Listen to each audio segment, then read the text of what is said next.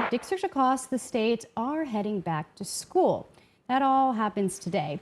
The buses were loaded with students and carpool lanes were full as families made their way to North Middle School for the very first day of the semester. One of the many faces greeting the students was interim superintendent Jim Vanderloo. As a 35-year district veteran, he is prioritizing building trust and relationships with students, parents, and the community during the first 2 weeks of school.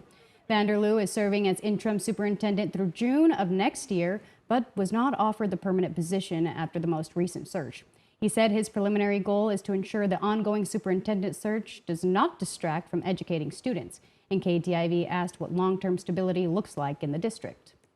It looks like somebody in this position who cares about this community, who cares about our students and our staff members, who have proven over 35 years that they care about everything, and graduating students who stay in this community. Regardless of the position I hold, I'm excited to be here, and I'm excited that our kids are back in school.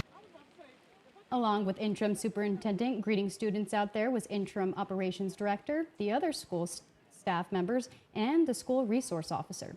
Tonight at 6, we'll meet with the school resource officer who says he's not just a greeter at the door, but a protector for your kids on campus.